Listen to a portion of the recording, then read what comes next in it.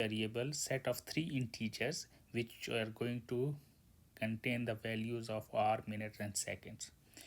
So this was a definition of our file, our clock type. Now let's write code for another file which is test clock class.cpp. Here we will be testing what all we have written so far. So if you see that we have started writing it, and variable set of three integers which are going to some initial comments about this, then of course we have to include the clock type. So this was a definition of has to be included, and then our main function where we are starting defining our now let's write objects of clock type. So first one is my clock, and then your clock, then I have defined what all we have written so variables, hours, minutes, seconds. So if you see that type we have started, and then I am calling one of the function from the clock type on my object my clock, of course dot set time 5430. So this was a definition of this is going to set the values of my clocks accordingly, and then I want to check it. So on line 2 I am saying that what my clock is going to represent, so it will print the time, and variables, hours, minutes. On line 5 that I will be displaying. Then I am calling one of the functions when you will run, you will see clock type what are the outputs on my object because I have not set any variables for this. So this was a definition of this is going to line 6 also. Just keep noting the comments, and then I want to check it. So on line 2 I am saying objects and line is going to represent, so you will set the time of your clock. So first we will observe that without setting any time what we got, and now we will check that what is the value when we set one of your just when you run you will see clock type what are the outputs on my value because I have so after setting your clock when you will be again printing the results also, and then when we see the results, and then I want to check it. So on line 2 I am saying objects and line is let's represent, so you set the time of your clock. So and first we will observe that without setting any time what you got the value, and now we will check that here we have set 545 value when we set one before. I think this was something different but clock it will compare if both are equal.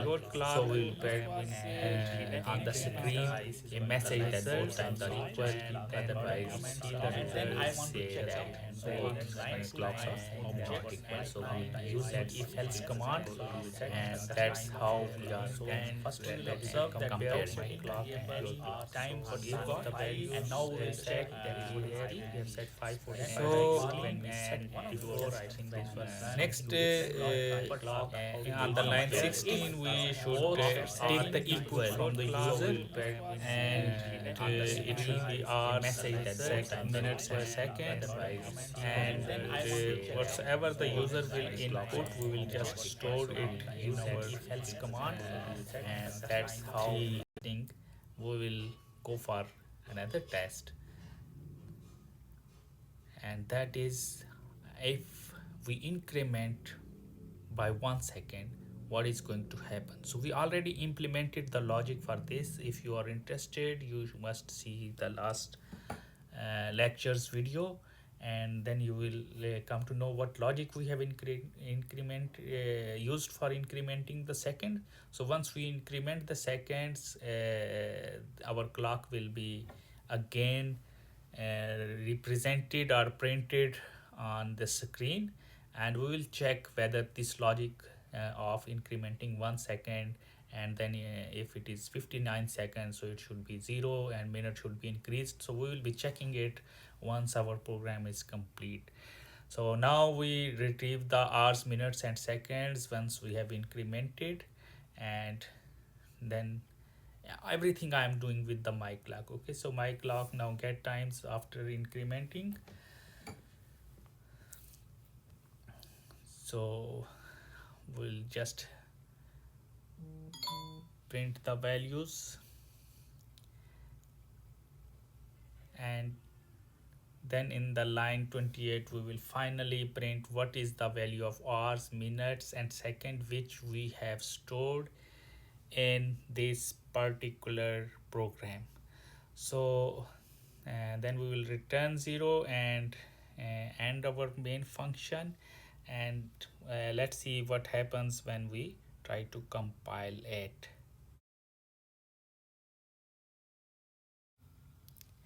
Okay, now let's clean this folder and just keep the necessary files in the folder.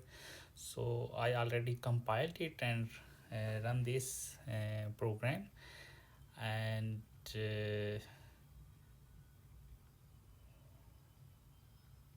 you see once my clock was printed, so it printed exactly what we have set the time. But when the time came and your clock was printed, it is printing 63,500, and I don't know how much is that. Why? Because your clock variable was not set to any, and it has taken any memory, anything which was available at that particular memory when that object was created. So we can just see that my clock was printed, and then your clock is printed now. After setting, your clock has become 5:45:16, and now if we run this program once again, and you can say that, and since both the values are not equal, so it is printing that two times are not equal. And now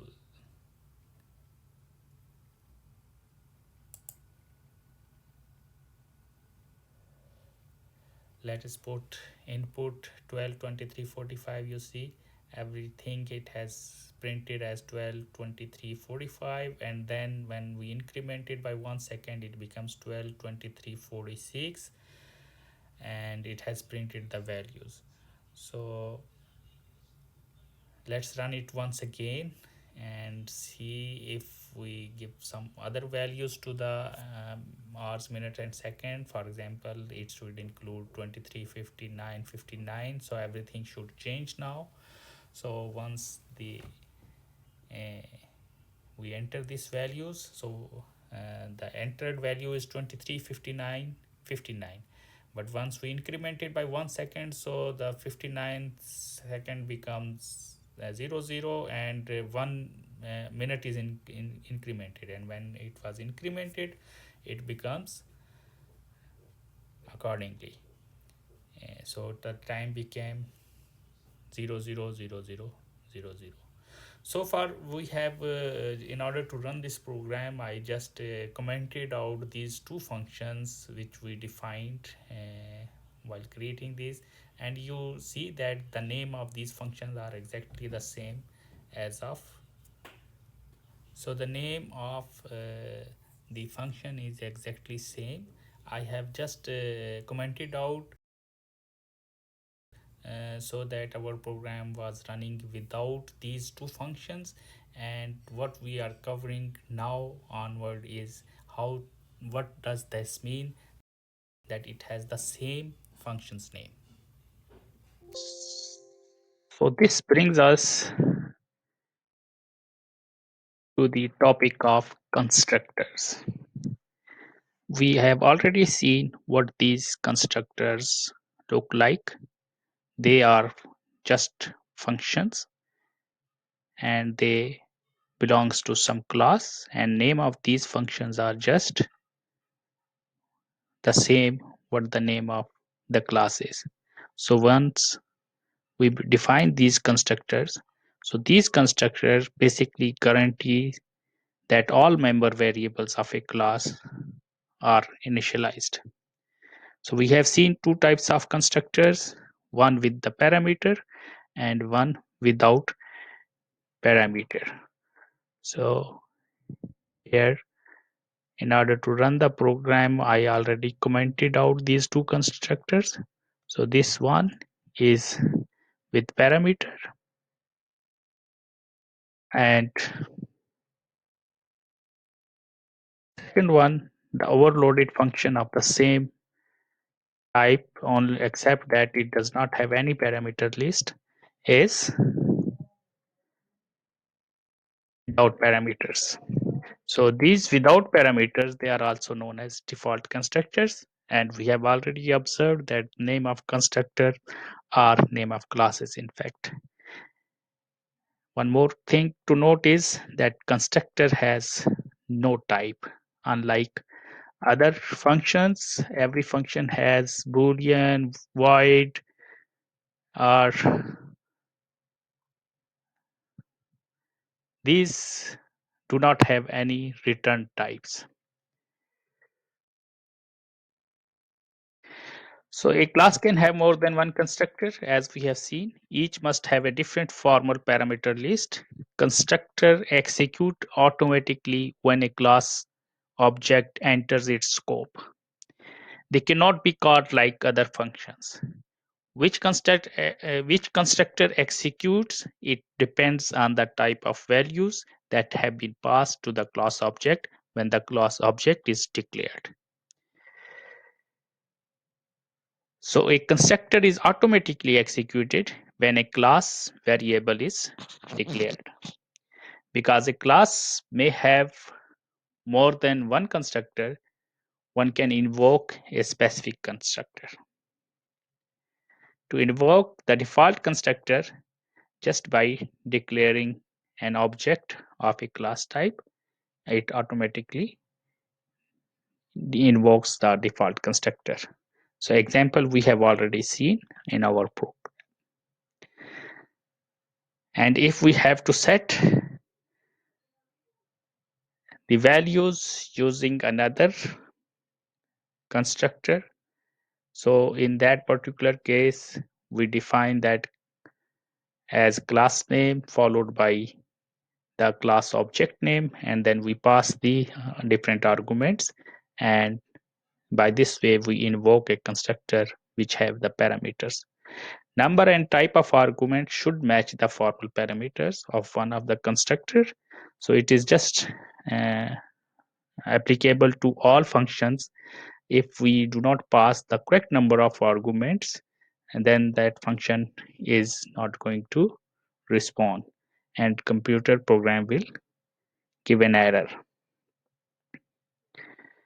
And although the compiler tries to convert and invokes the best match type of constructor, but this will create an ambiguity, and that may lead to an compile time error.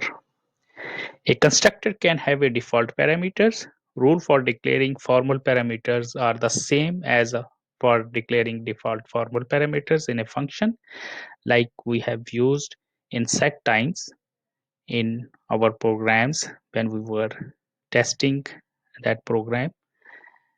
So similarly, we can declare the parameters or the formal parameters at the same as of declaring default formal parameters in a function.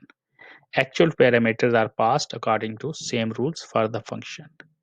A constructor with no parameters or with all default parameters.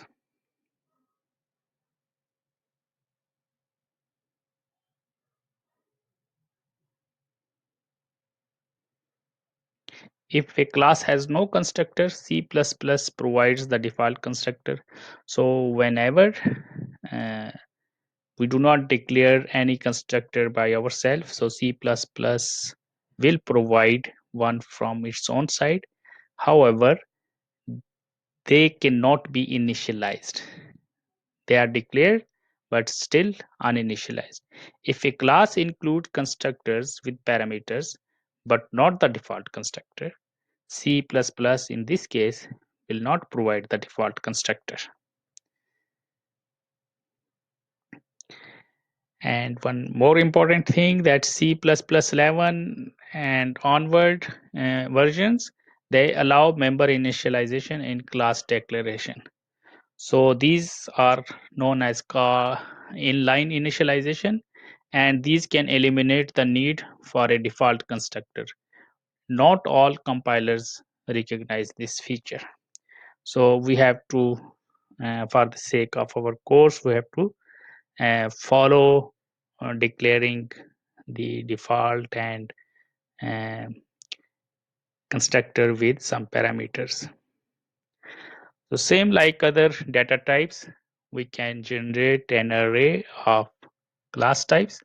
So in this particular case, we have defined 100 objects of clock types, and each object of that clock types is just like an array of any other data type, but these contains these private members variables as its data, and we can access if we want that arrival time implies arrival type. This is something which we have declared, so it is noting hour, minute and second for the 49th employee.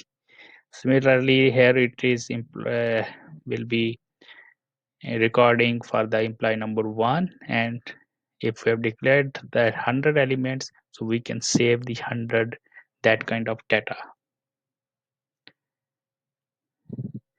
So if you understand what is constructor, so constructor is basically what it is doing, it is initializing the member variables, and a set of memory is not just left without anything being in there. So we give some values to those, and that memory is specifically used for this class. So once we are finished with using of that memory, the C++ give you a control to destroy that memory, and for that we use destructor. And destructor syntax is very simple. In any place with this sign and name of class, the destructor is applied. So this wave sign clock type parenthesis colon will destroy whatsoever has been created with using this class type. So a class can have only one destructor. The destructor has no parameters because it is just a command to delete the memory and free that memory for some other use. So destructor automatically executes when the class object goes out of scope. So even if you have forgotten to write this, if your program determines that your class is no more required, so it will automatically call this, and uh, the memory will be freed. This is known as memory management. Next, we observe abstract data and classes and abstract data types. So in our example, we have already used a header file where the design details were there, and we separated a logical properties from the implementation details, as implementation details were written in some other files.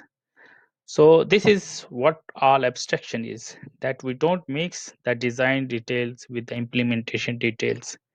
So we can have our own logic to implement any design and not to pass on the code for that particular implementation to other users, because that can be converted simply into the libraries.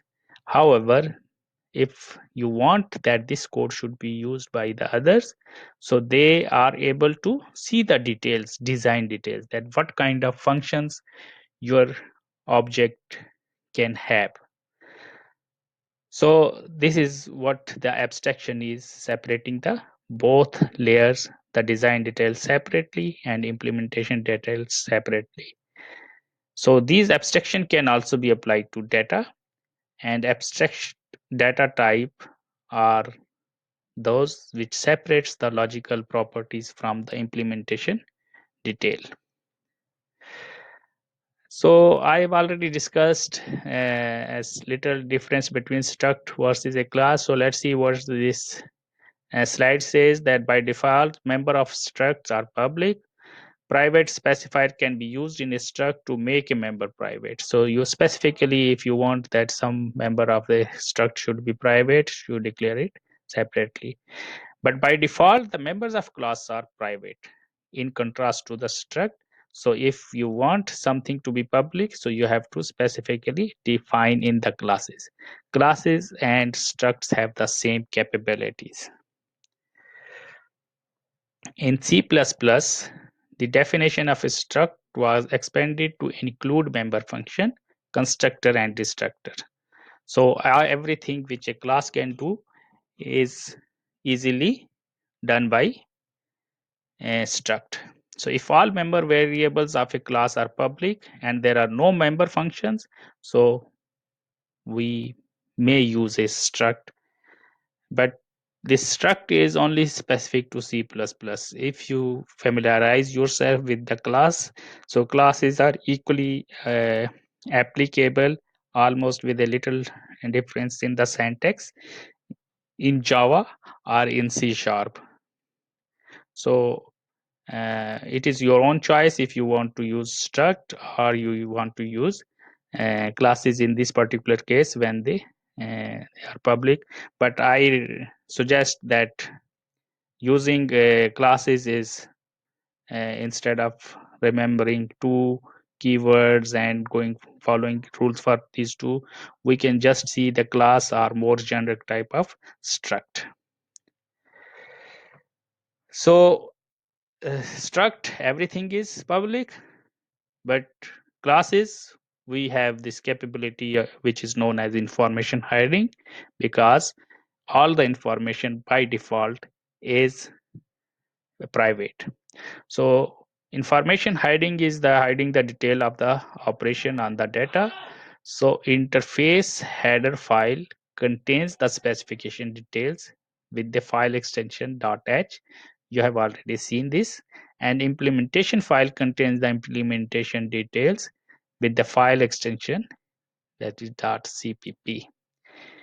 In header files, include function prototypes and comments that briefly describes the functions, specify precondition and or post condition. So once I showed you while writing the code for header file in class, let me see, it is available here. So we have all these precondition and post condition written as a comments, so that everything is uh, well transparent as far as this design detail is concerned. Okay, the implementation details will be compiled, and this maybe if you are passing it to somebody else, so they will not be knowing exactly until and unless they decode it. But this thing, it should be available to them, and that is what it is saying. In header file